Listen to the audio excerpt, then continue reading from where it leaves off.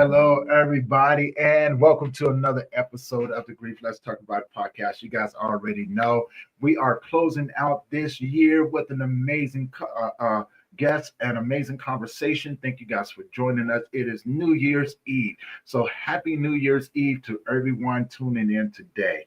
And I want to say thank you for always for your continued support and helping us get this content out there to other people. I thank you guys for just being rocking with us during these conversations, asking questions, being a part of the conversations and everything else. So, man, my gratitude and appreciation goes so deep for you guys that it doesn't even, I don't even have any words for it. And for everyone tuning in today, do me a favor. This is a real good push for me right now. If you have not already, do me a favor, head on over to that YouTube channel, hit that subscribe button, hit that bell notification, and hit that so you'll be notified every time that we drop a new episode. And, before I bring on my next guest, I would like to say that this is for educational purposes only. If you have any questions or comments, please put them in the comment section. You guys, you already know that my next guest, he is truly, truly amazing. And when you hear his story, you guys are going to understand that no matter what, anything is possible. This man inspired me. I'm looking forward to the conversation. So without further ado, I'm going to bring him up here. You guys help me welcome my next guest, Dallas. Dallas, how you doing, brother? I'm good, Tony. Thank you for having me. The pleasure's mine, man. Welcome to the show. Great to be here. Yeah, man. So it's New Year's Eve. Yeah, it's funny. I just wrote in my calendar the end of 2024. And then I wrote underneath it as if that was a real thing.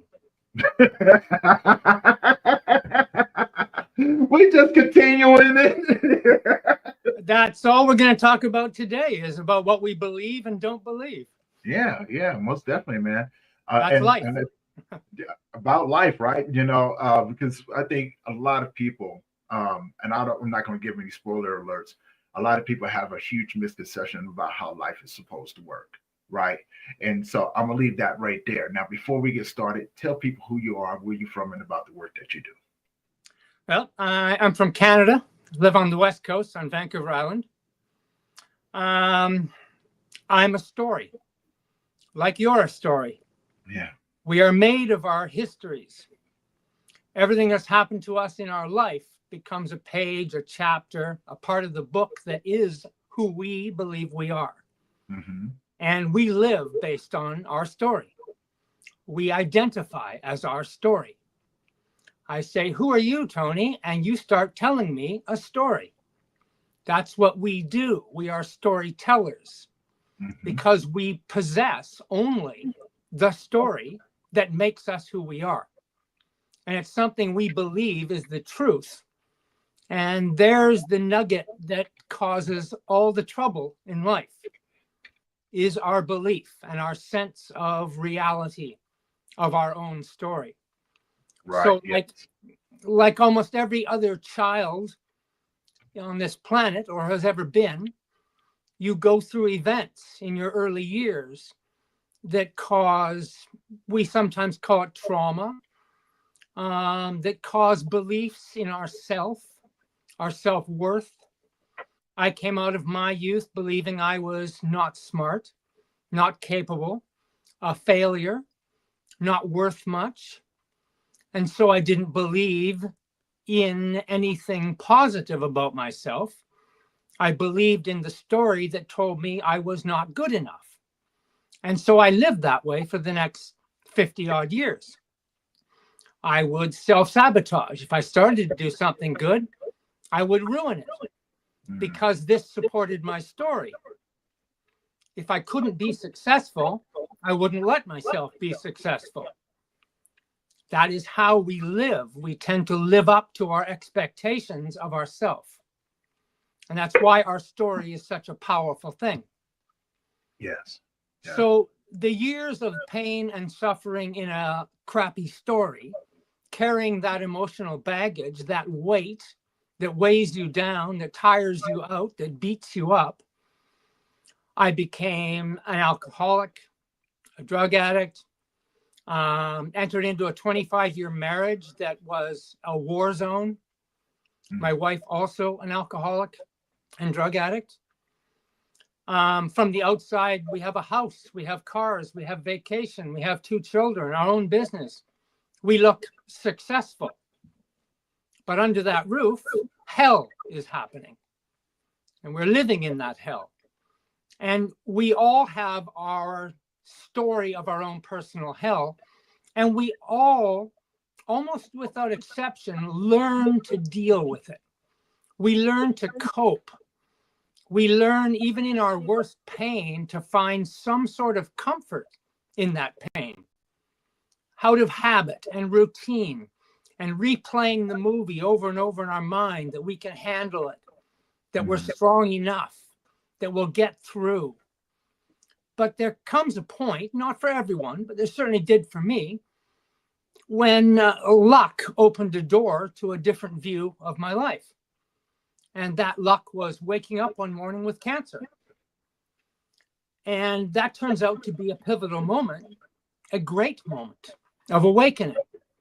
Because over the next 12 months, I go through cancer treatment. I lose my home, my house, my wife, my business, my family in most respects.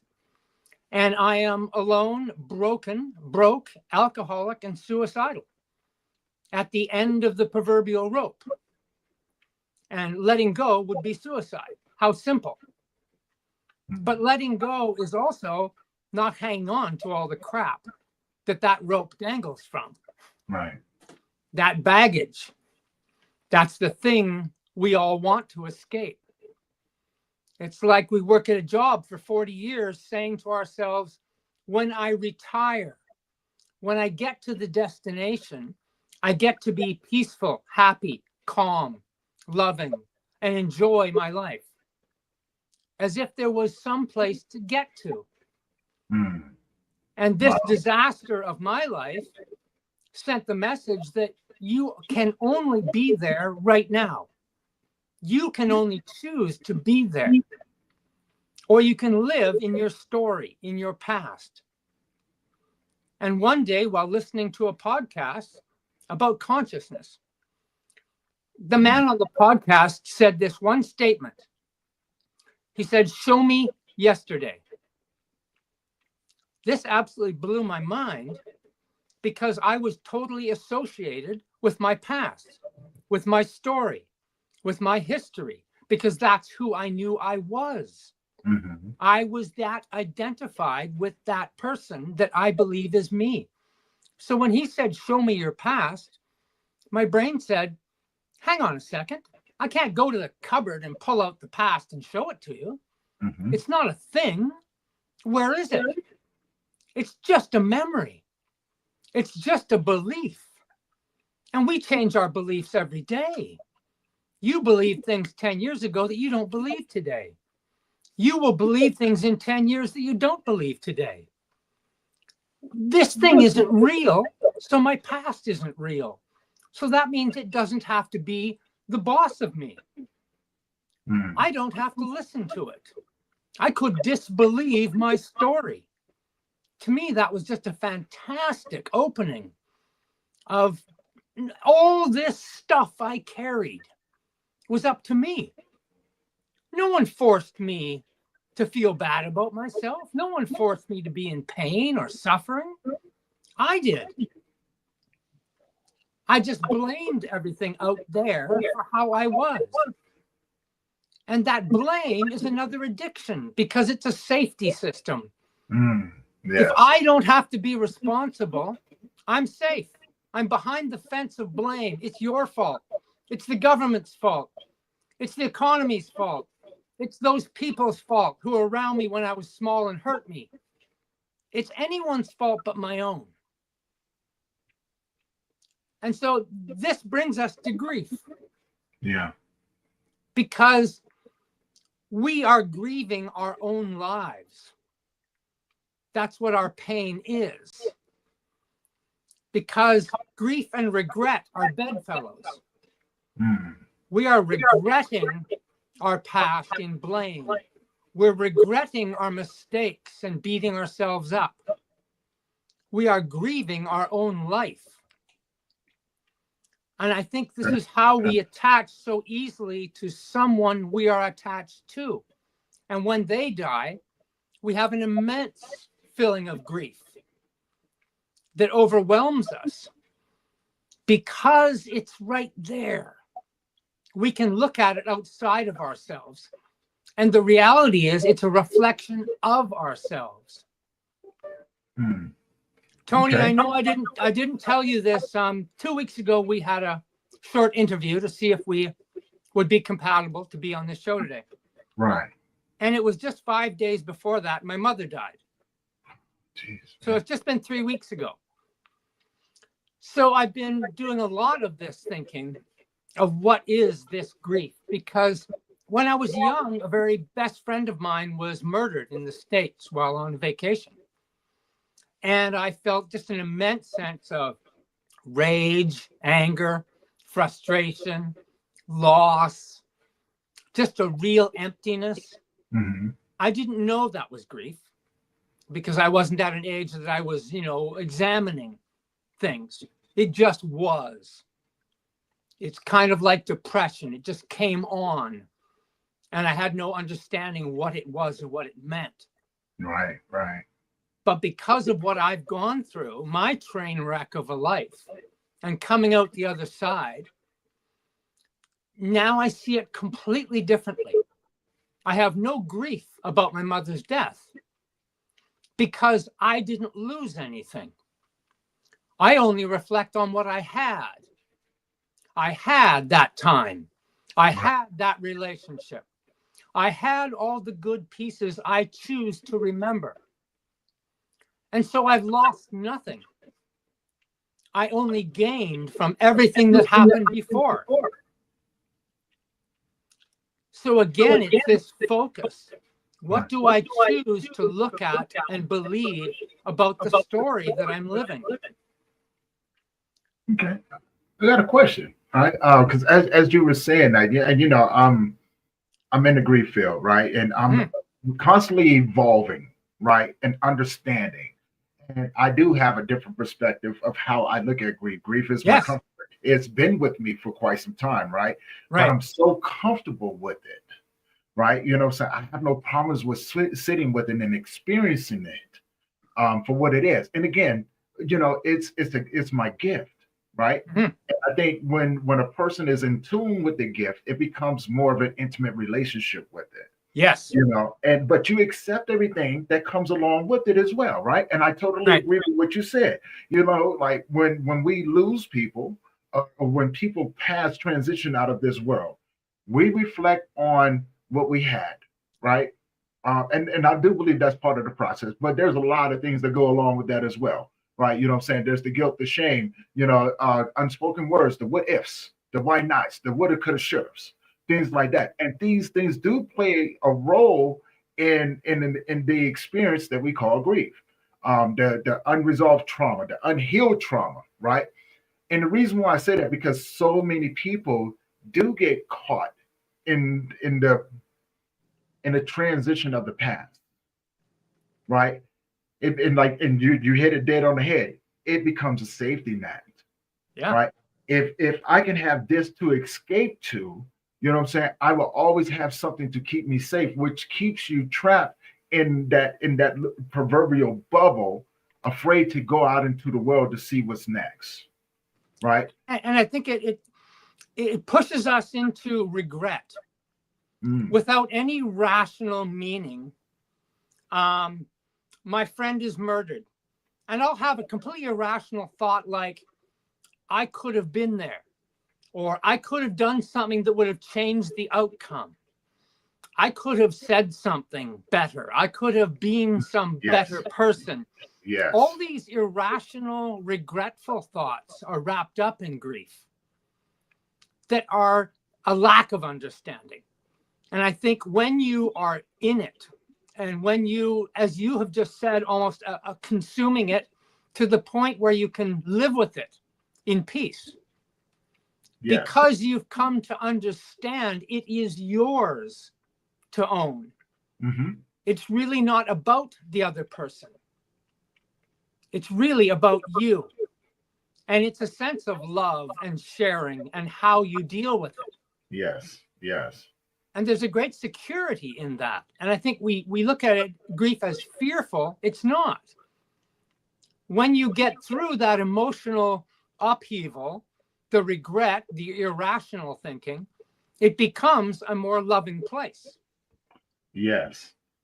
And I think a lot of it is because in my thought, in the way that I perceive grief to be, grief is very revealing, right? And as a man, as a man, like we talked about this before, as a man, we're not taught how to express our emotions. We're not taught what grief is. We're not taught that it's okay to feel a certain way, right?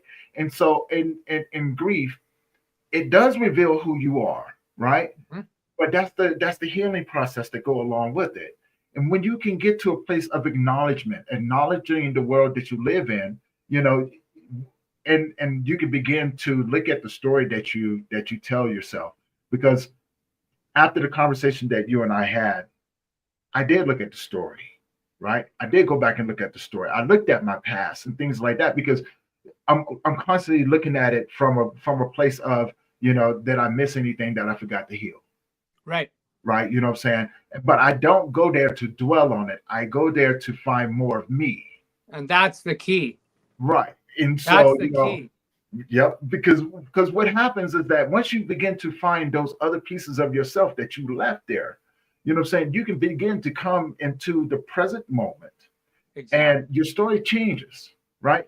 I've been doing this 4 years now, and I remember my first podcast that I did. There was a lot of things that I didn't talk about because I was ashamed about, right?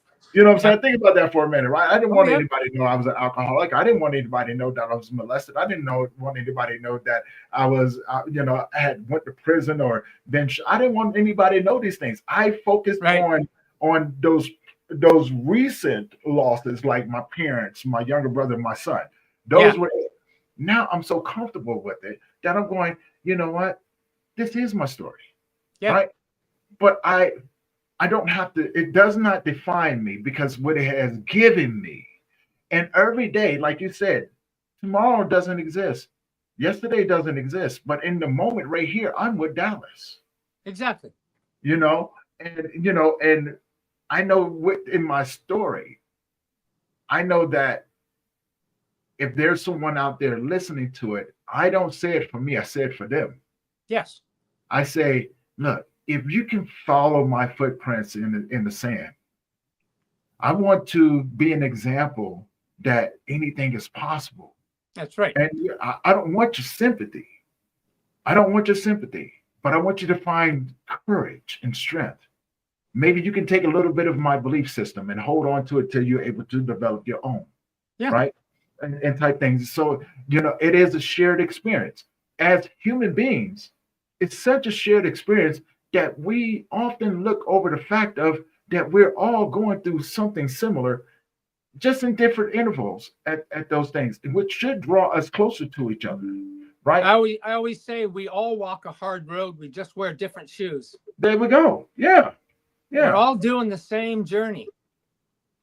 We're all looking for the same destination, that peace and love and happiness and calm, gentle mind. We all want to get there. Right. But we're all struggling with the path.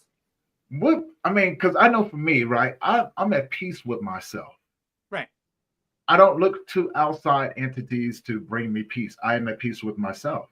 Mm-hmm. I'm at peace with everything that I do. I am a curious entity in the world, right? I want to experience it to its fullest, right? And this story that we share and things like that, I'm not doing it to compare to anyone. No, I'm not. I want somebody to be able to say, hey, because of your story, I saw help. Right. Because of your story, it encouraged me to go be a better individual. And what I'm saying, and in some cases, I want people to look at me and go, because of your story, what I'm saying, I knew that I didn't want to be like you, so I made better choices in my world, in order to get. And I'm okay with that. I am truly okay with that. If that's what people need to take from it. And sometimes we miss that we are the example that we need to look at.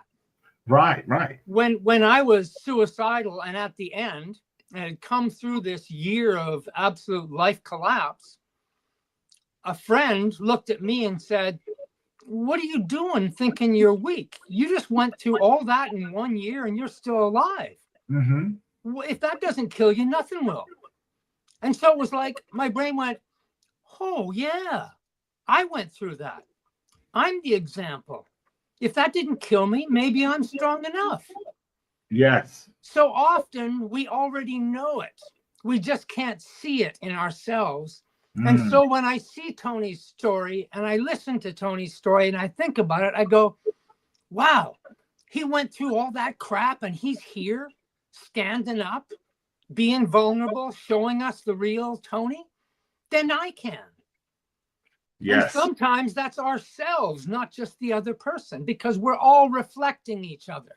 Yes. We've all got the garbage in our past we need to take out to the curb and leave it there. Yes. We've all got this hard, hard road. We've all fallen down and gotten a bloody nose, but we can all get back up. Everyone has the strength to do it.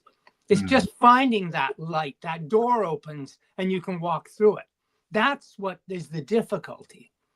If I didn't go through all that crap in 1 year, maybe the door wouldn't have opened and I would still be the alcoholic, stressed out, anxious wreck that I was. It might not have changed. Circumstances happen. Right. You lose a loved one and you go through grief, and sometimes that opens the door. Yeah. Or your own health crisis, and that opens the door. Right. There's a million ways we might get there, but we're all looking for that way, for some opportunity to find ourselves, to meet our true self, not the mask we've been wearing at different times and places in our life. I had the father mask, the husband mask, the work mask, the play mask, the social mask. And they were all just that, covering who I really was. Yeah, I definitely agree with that. And I want to add, right, because as you were speaking, I was thinking about a pivotal moment in my life when I was homeless, right? And I remember it was in Colorado, and I was probably 8 months into being homeless. It was starting to get cold, things like that. I didn't have much at all, and I remember in this very moment, I was behind a liquor store, and they had the big dumpsters with the open up lids. And I thought to myself, like, I opened it up and it smelled horrible, right? But I was cold. I was really cold. And as I opened it up, I looked inside it and I started laughing at, because I could see the alcohol sitting down on the bottom and things like that. And I thought to myself, like, wow, I'm about to jump in here, right? I'm about to cover myself up with the trash and everything, and to stay warm. And then I started thinking, I said, man, you don't have to go through this. Yeah. You can always go home to your mom and dad. You can always go home to your family. And I thought to myself, like, nope, I don't want anybody to come and save me. I'm gonna have to go through this. And this is what I have to go through to endure. Then that's what I'm gonna have to do. Yeah. Right. And I remember the next morning, I got up, there was snow all over the place. And, here I am walking around in a short sleeve shirt. And I end up, it's probably about 3 o'clock in the morning. So it's pretty early, right? And I'm hungry now, right? And so I end up going down to Dunkin' Donuts where I remember hiding on the side of the dumpster, waiting for them to bring out the donuts and throw them in there so I could take them and run down the street, right? And he brought it out, but he knew that I was there. So what he would do, like, he would never say anything to me, but he knew I was there. Yeah. He would never throw it in there. He would always put it on the side of the dumpster, right? And then he would go back in and he would put like a cup of hot coffee right there. And so when he went back in, me being me and being young, I go around there and I grab the cup of coffee and I grab the bag and throw it over my shoulder and I run down the street, right? And I go find all the other homeless people and share it with them, right? And I thought to myself, like, wow,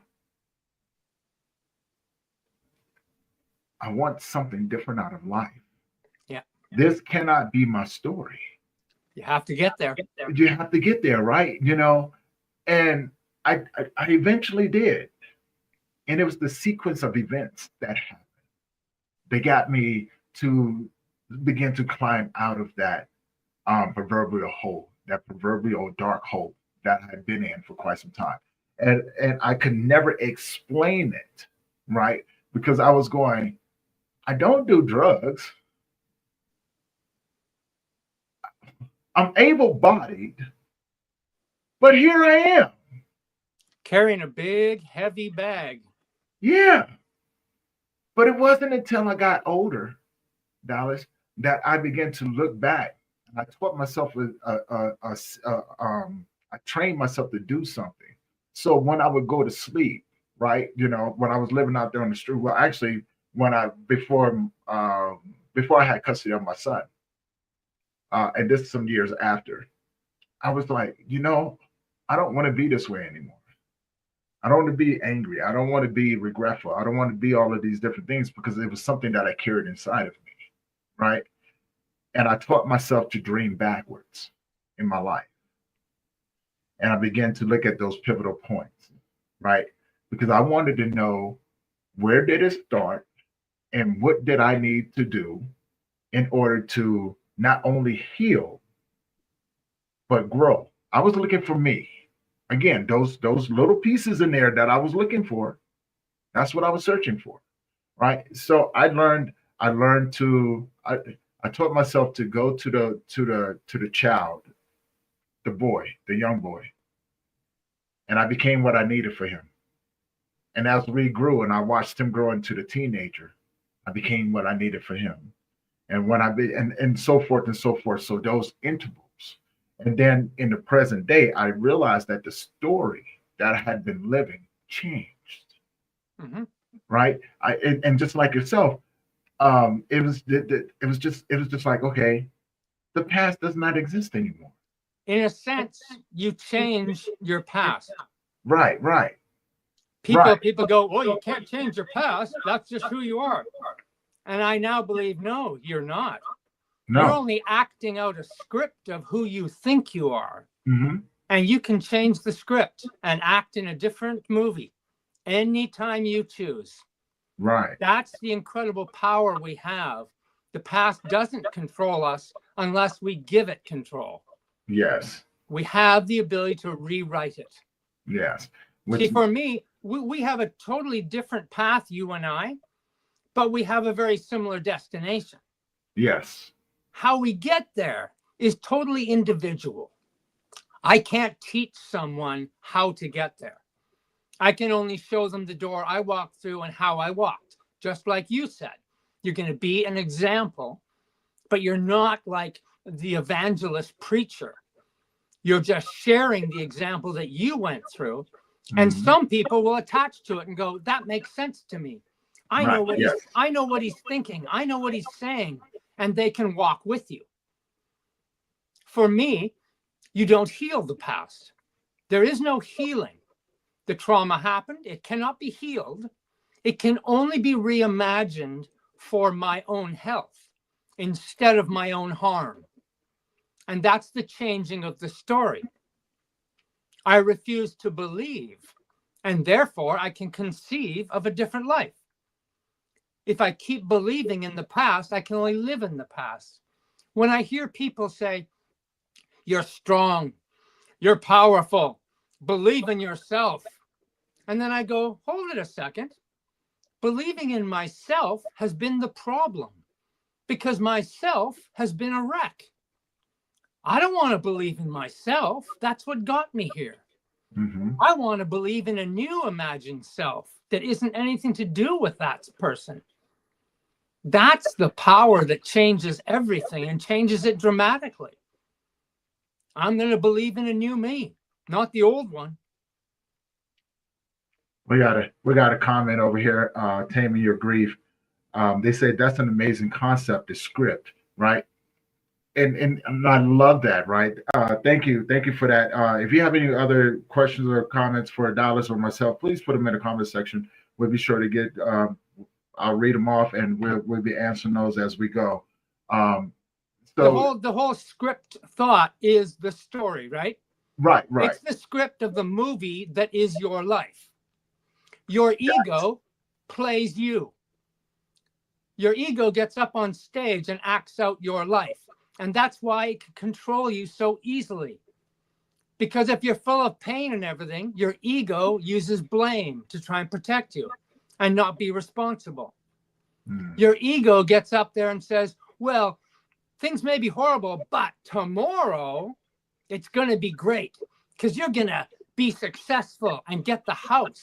You're going to drive a Lambo. You're going to have a beautiful woman. Somehow it's going to be great. And this is the script we're stuck in, and it's fake, it's false, and it leads to more pain. So until we get off the stage and walk away from that script, we're always stuck in the same movie, replaying it over and over again, keeping the memories alive. That's why therapy often doesn't work for people, because they're regurgitating a story of what hurt them. Mm-hmm. And it makes the story more impactful, not less. So all they can do is learn coping skills, how to deal with it, how to deal with the pain and know I can get through it again today and I can do it again tomorrow. But that doesn't change the story at all. And the great secret is you have to walk away. Those bags of emotional pressure and power and energy have to be put down. You have to walk away from them. They will always be with you if you stay with that story. That's powerful. And I want to give people a brief rundown of how you came up with that philosophy as well. So if you guys don't know Dallas was diagnosed with cancer. And, you know, so to have him come on and have this sort of mindset, you know, is truly amazing. Taming Your Grief just put on another comment. They say after their Sunday, I had to come to the point where I had to rewrite myself and my future to stay dead in the past. That's the only way I healed. Hard to do and hard to say. Yeah. And then after their son passed, stupid sin.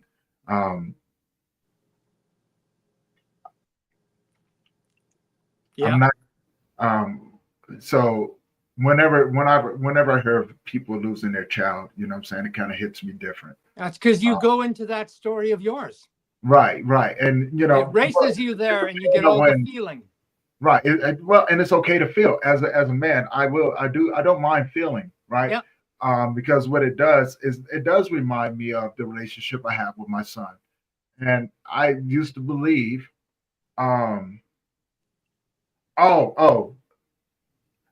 after my son died, after your son passed away. Okay, not a problem. Thank you for clarifying that. So yeah, I just saw it. I was like, oh, okay, you know, but now, no, thank you for clarifying that. But what it did, it took me back there because it was like, I remember, right? You know what I'm saying? And my son was my best friend. It was always he and I. Yeah. But before him, it was always me, right? Or I've had people, right? And I cherish those people because everyone has taught me something in order to get me to where I am right now. They taught me valuable lessons, right? Some taught me not to trust. Some taught me how to love. Some taught me not to love, right? Some taught me, you know, all of these different things that I was able to use and survive as I navigated the world around me because I had no one to guide me. I had no one to say, hey, don't do this or don't do that and don't do this. And the things that they did tell me not to do didn't really make sense because I watched them doing the same things. I was like, well, why are you going to tell me not to do it when you're doing the same thing? That don't make no daggone sense to me. So, but I am glad I had the chance to experience it, right? And this is a pivotal point. I want to be really clear. When I say, you know, I say sometimes destroy your past, burn it up, get rid of it. It's this baggage that hurts. It doesn't mean that feeling that hurt is wrong. It means feeling that hurt and let it control your present feelings is wrong. You have to know the feeling and understand its meaning. Because so many people live in the past with that hurt and pain, and they use it right now today. So it filters and clouds everything you do. Someone says something to you and it triggers you and you get angry. No one can trigger you. You had to do that to yourself. And you did that by associating it with a pain that you're carrying, not one that you carried, not one that you understand and have unattached yourself from. It is something you are still attached to. So nobody can make me happy, sad, disappoint me, frustrate me, anger me. It's impossible. I have to do that by my acceptance of what they've done means to me. And that meaning is always connected to my story, what I believe is me. There's a comment over here, Taming Your Grief. Thank you again. They say, as men, we have to feel and honor it. Yeah. And I totally agree. I want to get your thoughts on that, and then I'll share my thoughts on it. Thank you for that. What are your thoughts on that? Well, that's what I was just saying there, was you respect that it happened. You respect your feelings about it. You allow them to be complete and full. But then you also must be rational about it and understand that is something, an event from your life. Mm-hmm. What do I take from it that empowers me? Instead of only taking what hurts me. Because carrying the pain does not empower me.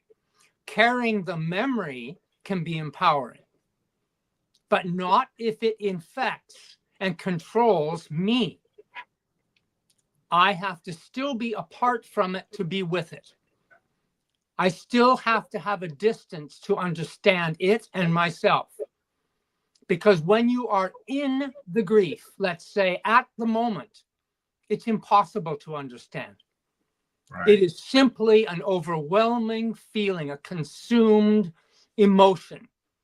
You cannot understand it because you are absolutely inside of it.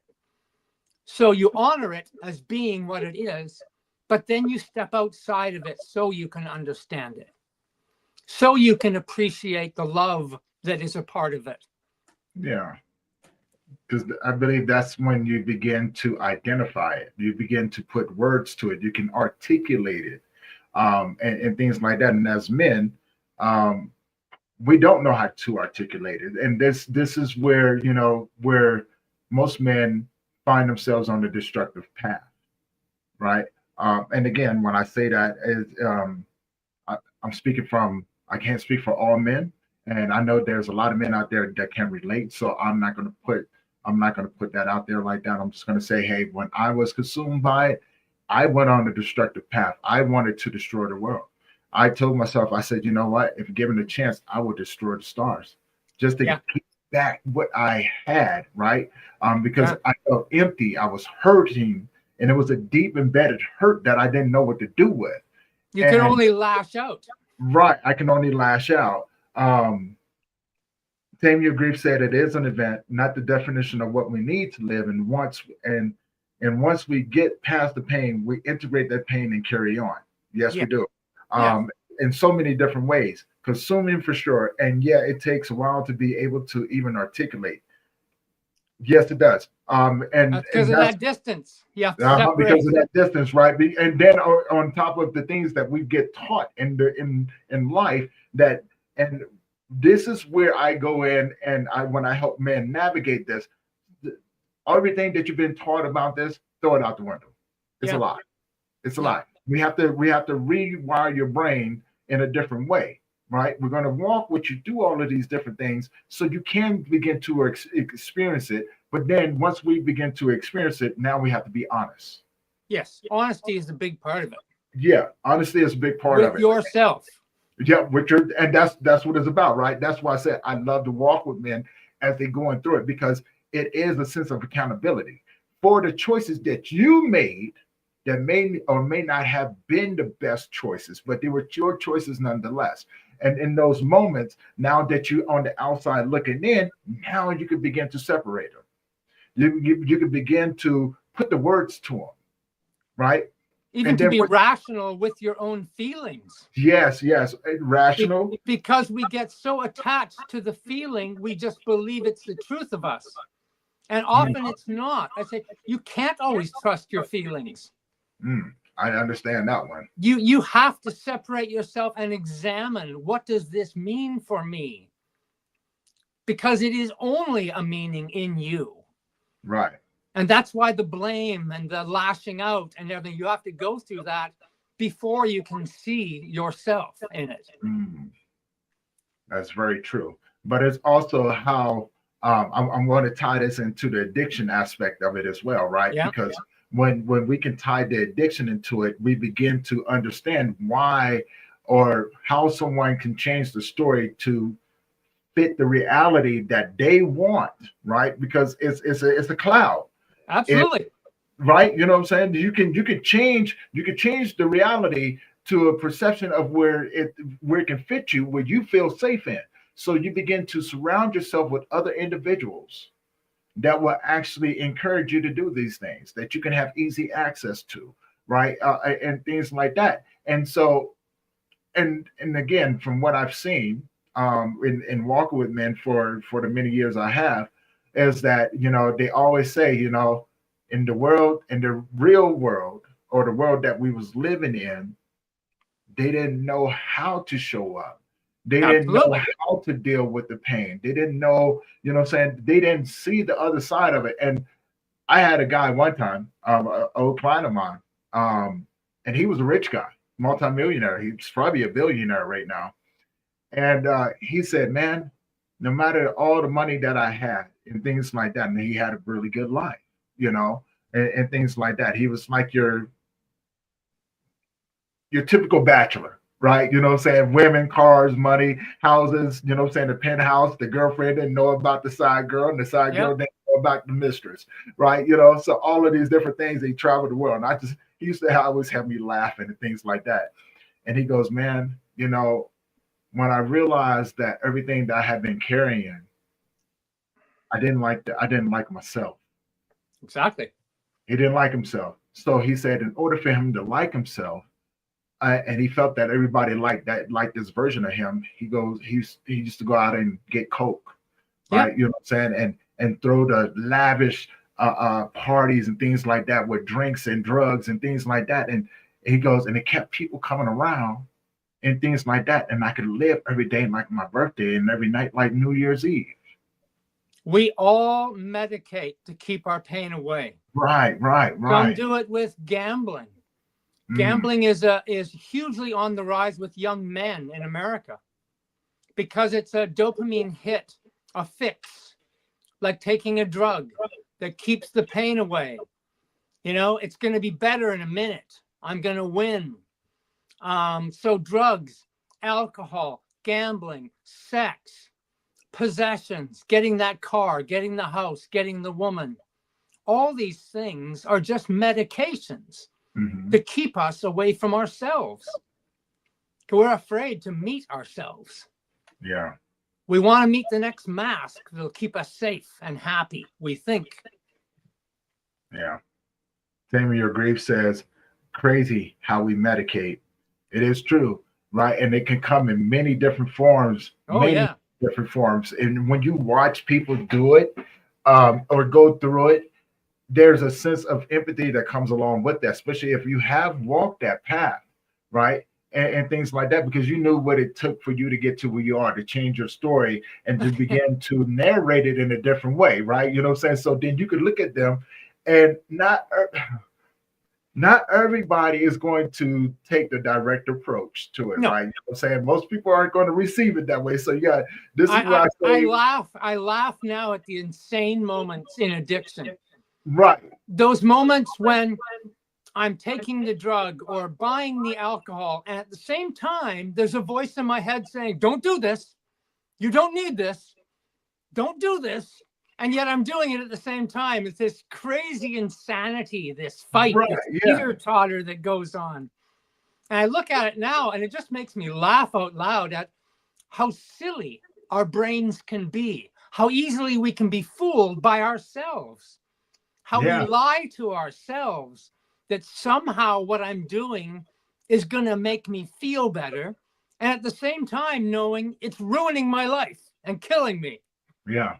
And you still stand right in the middle of that fight and you can't seem to leave the ring. Yeah. It's like a boxing, MMA, karate match all at the same sense. You ever remember the game Mike Tyson's Punch Out? Except who I'm fighting is me. Yeah, right. You're the Mike Tyson, right? I'm the only person I'm fighting. Taming Your Grief says, after a death, we often, I know I have, discovered our authenticity away from all the medicating.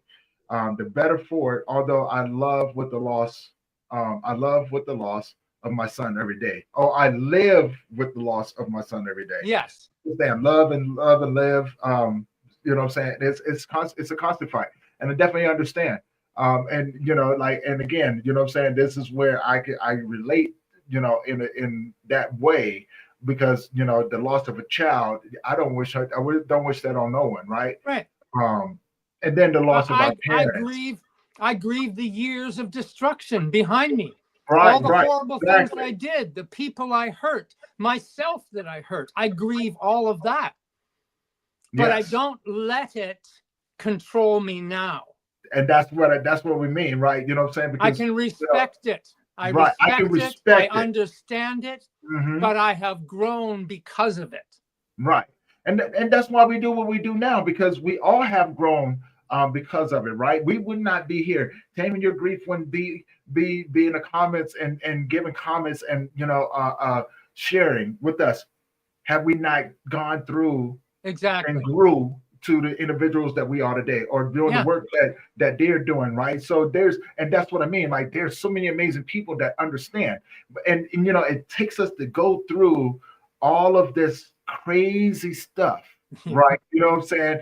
To have the mindset to come in, because and stand where we are right now. And this is where I say I appreciate everyone that I come in contact with, right? Because I see, I see what they've had to go through in order to get to it. And that takes a lot of bravery, because so many people do live in a story of repetitious. This person hurt me.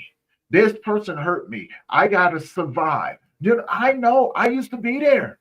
Yeah. Survival of the fittest, right? You know what I'm saying? I have to survive. In order for me to survive, I have to be in defense mode every time. And trust me, when you get really good at hurting people, you know what I'm saying? It doesn't matter after that, because it's like, I'm not going to let you get close to me. And you know how much I had to go through to change the mindset and understand that not everybody was out to hurt me? Exactly. Right? And as a man, I had to admit that I was flawed, that I was scared, that I was afraid to see what was next, because I was so used to people trying to hurt me that after a while, I never knew what people's intentions were towards me. So, like you said, sabotage. I sabotage give me half the second. You know what I'm saying? Whether it be a relationship, you may not deserve what I'm about to do, but I'm about to do it to you. Yeah, exactly. Right? Because I'm watching patterns with you. Because you think it's keeping you safe. Right. And it's not. It's actually hitting yourself in the face repeatedly. Exactly. And it took me a long time to say, hey, dummy, does it hurt yet? Yeah, right? Exactly.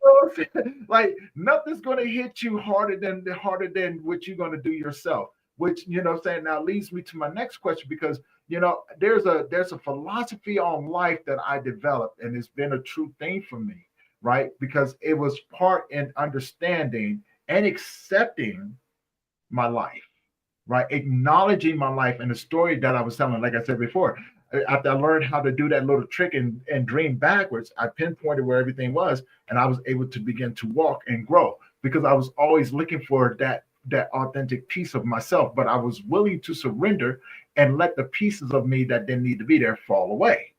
So I could be more of me, right? Not my past. My past is just what it is. You know, it's just a story. It's a journey, Exactly. right? But it gave me purpose. It manifested my gift into the world. My gift is grief, right? And I don't deny it. I love it. Right.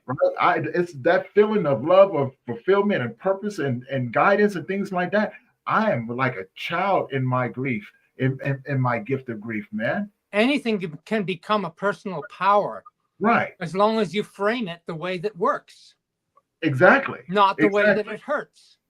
And you know, this philosophy on life, I want to get your thoughts on this because after a while I started thinking, um, it was someone close to me that had said, man, life isn't fair. And I quickly corrected it. I said, Yeah. hold on, what makes you think that life isn't fair? Oh well, like, no, no, hold on. Let me just lay this out, give you something to think about. Who told you that life is supposed to be this way? Who said that, you know what I'm saying, that life was fair or unfair, right? You know what I'm saying? Life is life. Life is truthful. Life is honest. I said, when you stop lying to yourself and being disappointed by the lies that you tell yourself because something didn't work out, it changes how you look at life. Life is not fair, unfair. Life is honest. It's truthful. It says, hey, I'm here. If you want it, you can go get it. But you're gonna have to learn some lessons along the way because the lessons that you learn need to be embedded in you in order for you to get to where you need to be. And then you could change all of this. And as you said before, and I'm gonna go right back to it, it's the script. It's the movie that you're writing for everyone else to um for everyone else to enjoy. It's like a romance novel. When are you going to fall in love with yourself? Exactly. And we got a couple of comments over here. Tame Your Grief says we have risen as a phoenix and getting through the tragedy. Yes, yes, we get it. Surrender is key. I totally agree with that as well. But it took the fight to surrender, purpose, hard work, but such a blessing. Despite living with the loss and pain every day. Honestly, I agree. You know, and again, this is where I look at those things and I go, I get it. I have a better I may not understand it from their perspective, but I have a better understanding of it now today, right? Because never do I want to take away from someone the things that they need to learn in order to grow, right? But I always want to respect it and honor them in their journey as well. Yeah. Everybody has their own journey that they have to walk. I think we all come to a similar place. We live in resistance of reality. And so we struggle and fight and hurt. And we get to a place that is acceptance of reality. And in acceptance, we don't have to judge anything. We can just be in it. Mm-hmm. And when you get there, it's peace. It's understanding because you accept what it is. Is life fair or unfair? It just is. Mm. If you resist it, you're in a battle. If you accept it, you move forward. If I resist that this horrible thing happened to me, I am always in a fight with the horrible thing. Right, right. If I resist the script I'm living in, I'm fighting against it, but I can't get out of it. I have to accept my past is my past. Accept it. Don't fight it. And then it opens up a future that's up to you because the resistance is gone. Yeah. I guess my question would be, when we view life from those different avenues, those different perspectives and things like that, how do you help others? How do you help guide others to a place to where they begin to understand and unravel the acceptance of life? Well, for me, it's looking at what is a memory. There is an absolute belief in memory that we remember things from our past. But the reality is we don't remember 80% of our past. You're going to have 10 to 30,000 thoughts a day come up in your mind. How many are you going to really look at and remember? You're not. You couldn't. You wouldn't be able to function if you did. Tony, you can't remember what you ate on Tuesday, September 14th in 2005.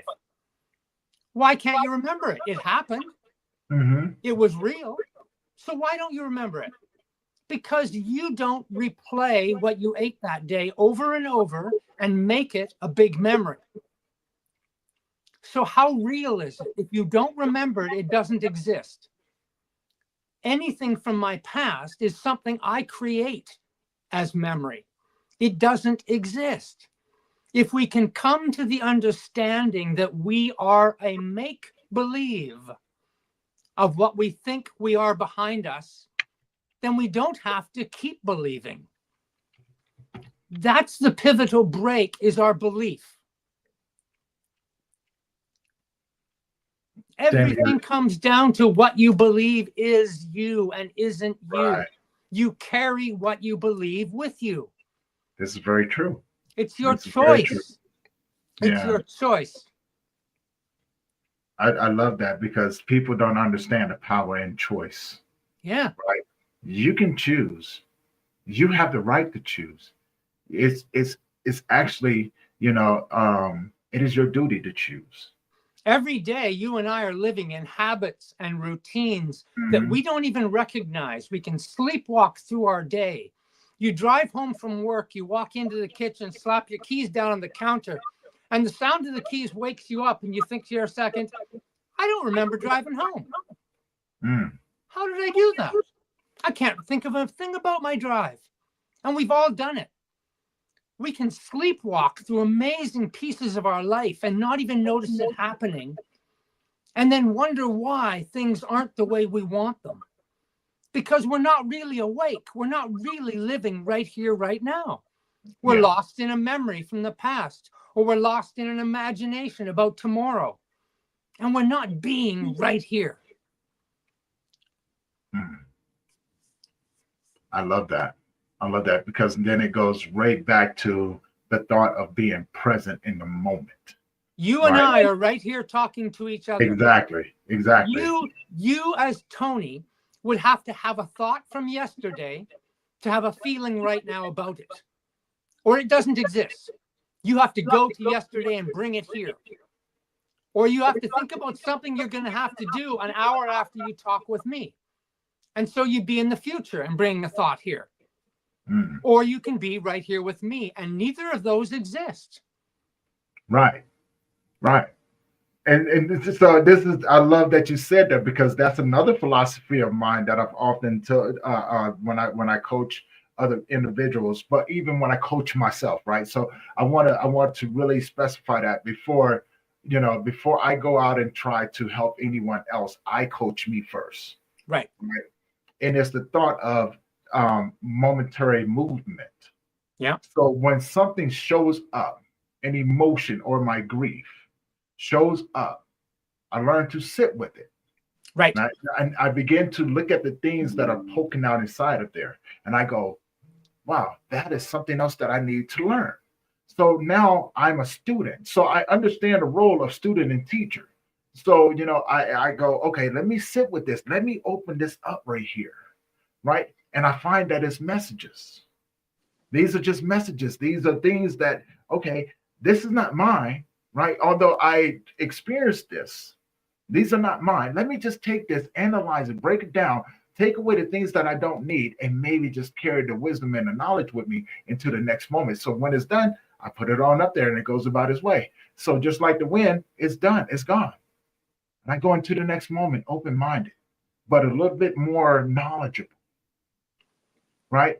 And what I find that what happens, that although I was a student in that first moment, someone comes along and the message is for them. I become a teacher with them and I give it to them, because that's what we're supposed to do, right?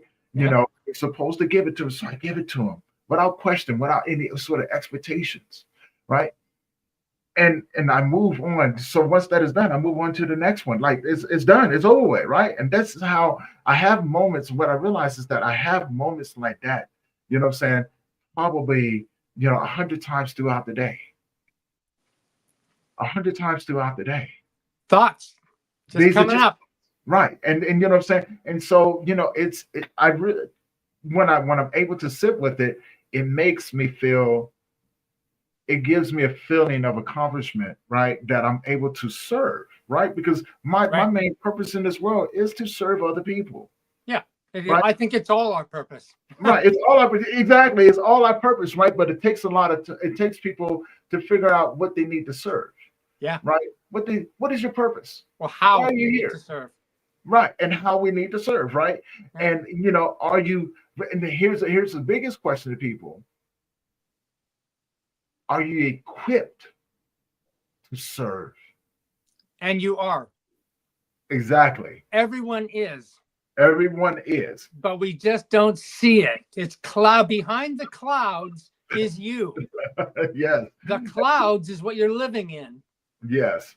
And so it's getting through the clouds, it's getting through the smoke, it's getting through but being able to look down at where you're standing. And a simple example of that cloud, you're not thinking about your grief, let's say. Mm, You're just somewhere in your mind. You're not thinking about it, but it pops into your mind, a thought about grief.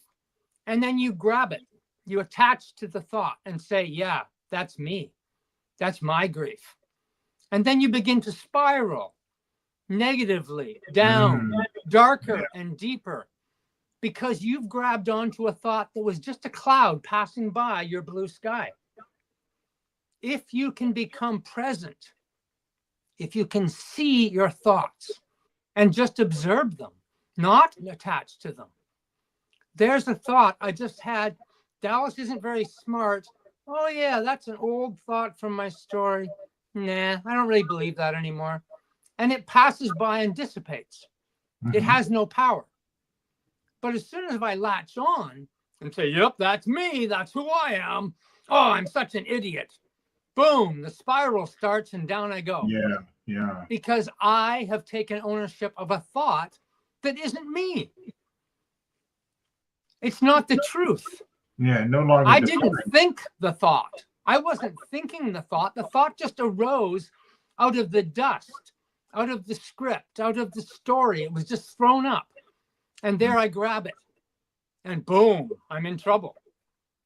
But I don't have to grab it. I Yeah. could just observe it and let it float by. And it would be gone. And I'd be back to where I was, not thinking about it. Mm. I want to get your thought on this because as you were saying that, I was like, how easy it is for people to grab onto that thought and spiral themselves out of control, right? Exactly. Now, circumstance. And this is where I find enjoyment in watching life do what life does, right? And sometimes I have to laugh at it. So I'm going, yeah, no, I'm not. I'm like, yeah, no, I'm not about to do that, That's a right? tool I use. Right. So circumstance. Say for instance, when a person is on a journey of becoming a better version of themselves, right? I often find that sometimes life can come back and repeat certain situations that's with different people. Right? Nothing really changes except for the faces that are doing it, right? Yep. But sometimes we don't recognize it, right? Because like you said, we're in the moment with it, right? So we don't Absolutely. see what it's doing. And so, I've learned to step outside of there and go, not not doing that, not doing That's the that. key. So That's the yeah, key. I just don't do it. But so many will have a situation along the way, become wrapped up in that situation, and then that thought comes and just through habit, they grab onto it, right? Because of the situation. That situation may not feel the best, right? It may not, the experience of the situation may not be the greatest that you're experiencing, right? And it's going to bring up a whole lot of things, all right? That extra emotional baggage, everything else that comes along with it, and this, that, another. How easy is it for people to get wrapped up into that and go right back to doing what they're doing? Because sometimes for me, right? I think it's always a test. It's testing me to see if I want the life that I'm working for. And again, that's just my thought about how is I think that life is constantly testing us to see what we want, what we ask for. Well, I would suggest it's your ego that's testing you. Mm, You see, you're trying to find your better self.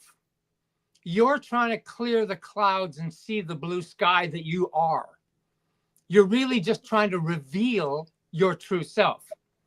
The ego hates that because it's wrapped in an identity from your story. mm, It can only live because you identify as the person with all the baggage. So when you try to change, your ego shows up to show you why you shouldn't. mm. What will go wrong? It's not going to work for you. You're going to fail. Don't try. Give up. That's the ego trying to keep you in your story whenever you try to leave it. Mm-hmm. That's why being present, say, sit still for 5 minutes. Nothing on, no screen, no music, no sound. Just sit still with yourself for 5 minutes. Well, most people have a hell of a time. After 1 minute, they're fidgeting and moving and everything, and thoughts start coming into their head. Mm. What is that? That's your ego saying, don't be quiet. I don't want you to find the stillness of the blue sky. I might not be useful anymore. Mm. So it comes back to grab you and shake you out of it. Because you're testing your story Okay. by pushing against it. Yeah, yeah. Which leads me into, the thought. You mentioned it before, and this is another thing that I've always been consistent on exploring, right? Which is allowing myself to go beyond my limiting beliefs through soul experience, right? Because I'm constantly seeking knowledge because I always want to be a better version of myself, and I know that it's out there, right? You know what I'm saying? And it's in the wisdom, it's in the freedom, it's in the peace, and this is where I look at the two consciousness of mind, the subconscious mind and the unconscious mind.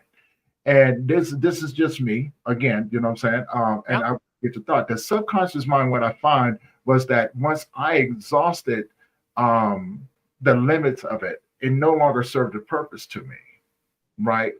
It only took me to where it was limited by the laws of physics, so to speak, in the world. Whereas once I began to tap into the unconscious mind, my brain began to expand into the vast regions of the universe, the knowledge that's there, uh, um, the vast experiences through what they may call multiple dimensions in the world, right? You know what I'm saying? And how can we exist in those multiple dimensions? And if we do, how can we connect with them? But also be able to come back and be able to retain that knowledge in order to experience life in a different, in the best way possible. Because in my world or in my mind, I go, I am just a spiritual being having a human experience. Once this flesh is gone, my spirit is the storyteller, right? And I go, who are we gathering these stories for? And so, and so that's the first part of that question right there. And I want to elaborate on that right there because the way I've always looked at death, it was like death get to watch us on a daily basis, get to watch us. And it's almost like we're friends with it, right?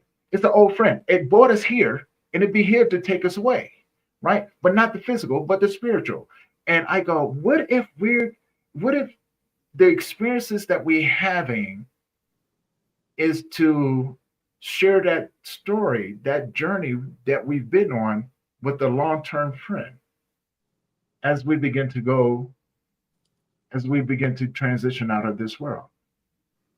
Because energy cannot be dispersed, it cannot be destroyed, right? And it's constantly always here. So I want to get your thoughts on that. Okay. You've heard the old saying, you are not a drop in the ocean, you are the entire ocean. Mm-hmm. You are the blue sky, not the clouds that sweep by the sky, not the storms, not the thunder and lightning. That's the events of your life that have you wrapped up in the storm. You are always the blue sky. We are all completely connected to all life, the life force, I call it. What happens when you eat an apple? The apple becomes you. The apple's energy and life force is transmitted into you. And now Tony dies and I bury his body under the apple tree. What happens to that energy? It becomes the apple.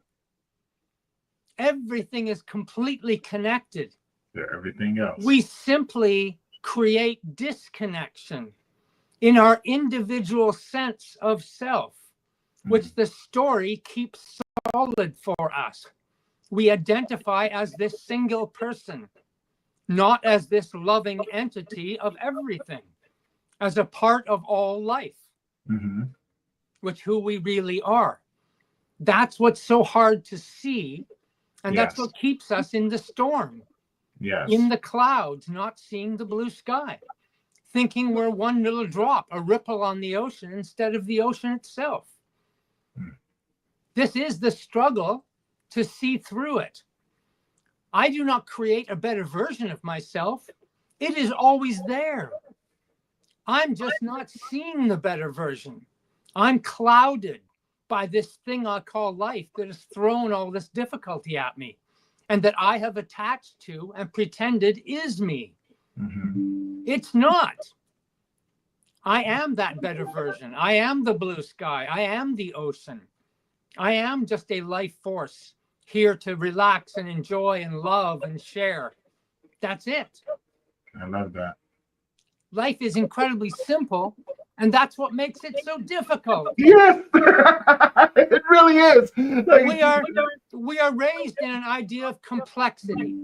Everything is tangled and complex and difficult and technological and psychological, physiological. And in the end, it tends to be just this little place of light and happiness. Yes. That we all want to get to. Our destination is always right here with us. Yeah. We just don't see it. I love it. I love it because I've been thinking about that I first thought about that back when I was in prison, right? I was going, why am I making life so difficult? Life is really simple, right? And I thought the same thing. If life is really this simple,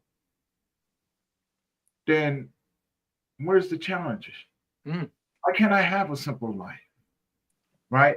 And I think that's where the conflict came from, was that why can I not have a simple life instead of saying, I am going to have a simple life. Right. Because right. I created a lot of the drama, a lot of the chaos that had happened in my life. It was a sequence of events. If you say, why can't I have a simple life? Your story shows up to say why you can't.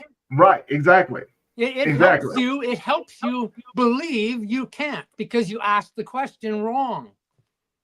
And that's what I'm saying. Like I began to look at that, and I would go, wow, because you have to understand. Well, not really.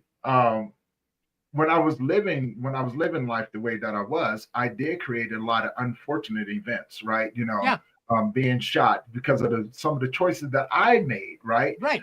And things like that, having people walk away from me, having to walk away from my family, etc. Like, I can't blame anybody for any of the choices that I've made.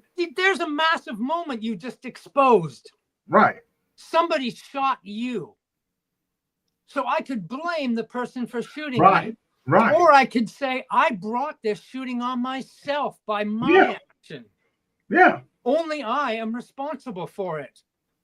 I felt it was funny when it happened. I did like this because when people like, dude, they just shot you. I go, yeah, I know. And I go, and the funny part about it is that I wasn't upset that they shot me because I deserved it. You should have saw what I did to them. Yeah. Was it provoked? Yes, it was. But did I have to let it get to that point? No, I didn't. it was like, okay, this is what we're doing, right? You put yourself in the I put situation. myself in that situation, right? And so, Yeah. although I ended up going to prison, they had to get me when I got out of prison.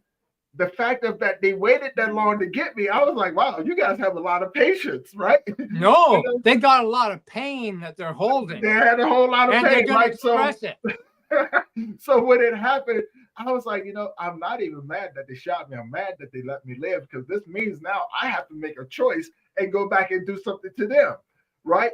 And so it's a cycle of events, right? Absolutely. It's a cycle of events. So it wasn't until now, this is where I say, I'm right there with you. This is where I started saying, you know what? It's okay. I'm okay with this life now. But that's through humility. That's through the bumps and bruises, the cuts and the tears that I had experienced throughout the course of it. It's also, you made a change in leaving your story behind. Mm-hmm. And now you live with a purpose, Yes. not a story. Right. Yes. Yes. It's very common for someone to go into prison and find religion. The meaning in that is they're trying to find a new story, a different belief that will help them somehow. And other people leave their story behind. Mm-hmm. And associate, I got to that point because of my story. I now have to find my service, my meaning. So really, Tony Lynch left his story and found his purpose. Yeah. And your purpose isn't a story, it's a doing, it's a being. Right. It's an acting today. Right. It's not the past or the future. It is what I do right now. Yes. All my power is right now. Yeah. And you know what prison did, honestly, it gave me a chance to rest. Yeah. Wasn't looking for too many things. I took it like a slap on the wrist, right? I was like, hey, I'm here, And when I went into solitary confinement, I realized it was just quiet. Yeah. I was able to read. I was able to finally, after such a long time, I didn't have to worry about nobody, trying to stab me or, trying to fight me or anything like that. I was just able to rest. So for 2 years that I was in solitary confinement, I just rested, right? I got to sit with me. And it had nothing to do with anyone. I wasn't looking for religion, because Right. it wasn't going to save me while I was in there. It wasn't going to do anything for me, right? But it was the rest that I had needed, because I had been running so long. I had been in survival mode so long that I didn't know what rest was. Exactly. I didn't know. I Right. went 50, 60 years in all the pain and baggage and suffering Right. until it exploded one year. And that created the gap, the rest. All of a sudden, the tiredness started going away, and I started going, peace. There is a different direction. There's a different direction, man. And like, we're gonna start to wrap this up. We've been talking for quite some time. Talk about the books that you got behind you, and where can people find them?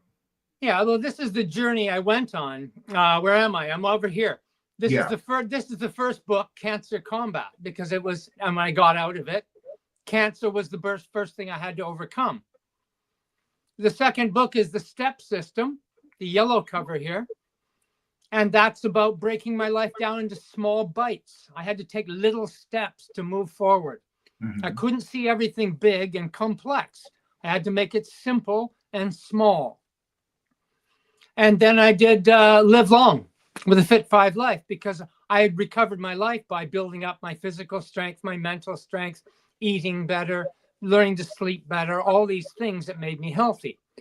And so I began working with people like a trainer, a coach, and everything I did led to the same place with everyone I worked with. And that was this baggage. Their story, their history was always in the way of them being healthier and happier. Mm-hmm. It was always the same block for every single person. And so that's when this book came about, my latest book, which is The Gift is the Present.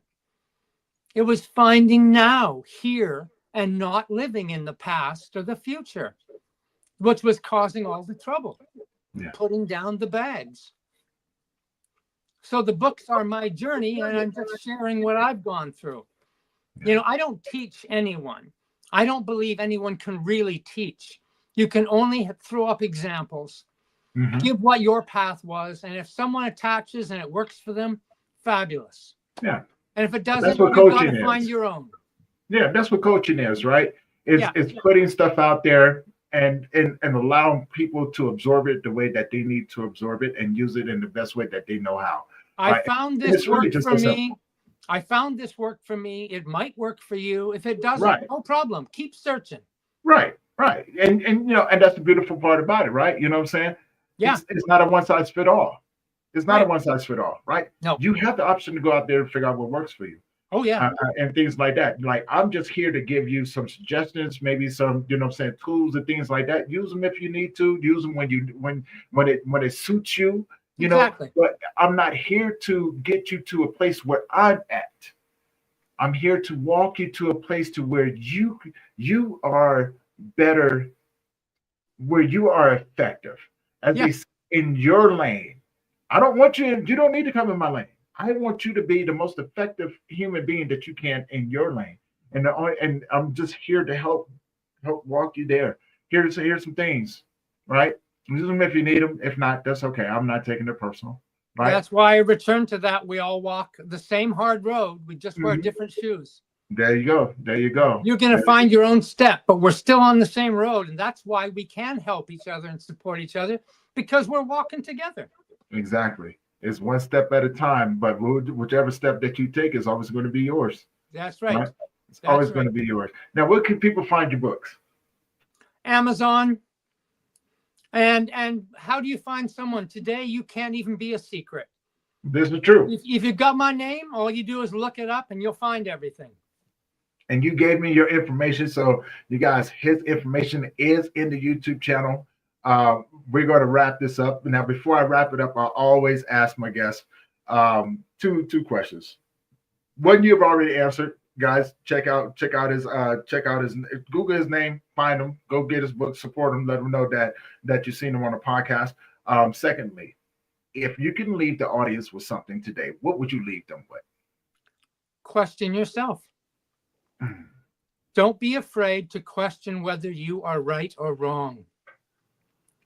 If I can question my story, what if the truth of me is not the story I believe? What if opens the door? That takes some courage, because we're always blaming. We have to look in and say, what if I am my problem? What if I have chosen to carry these bags? What if I don't have to? What if? That's all. Just question yourself. I love that. And with that being said, I want to give a huge thank you to you for coming on the show today, having a conversation with me, man. Thanks for having me. Yeah, man, it's an honor and a privilege. Can't wait to see what else we do together, things like that, our future endeavors. And for everyone out there that have been tuning in on Instagram, Facebook, LinkedIn, YouTube, Twitter, Twitch, and Rumble, thank you guys. I see you guys up there. And thank you guys for tuning in, hanging in there with us. You guys already know this is going to conclude this episode of Grief Let's Talk About It podcast. If this is your first time tuning in, do me a favor, head on over to their YouTube channel, hit that subscribe button, hit that bell notification so you'll be notified every time that we drop a new episode. This is the last episode of this year. All right, 2024 is coming to a close. 2025 is coming in, and of course, I'm not doing an episode on the first. You guys, if you go out tonight, be safe, right? Just really be safe. And if you're going to be at home, thinking about your loved ones and things like that, call someone. Don't do it alone.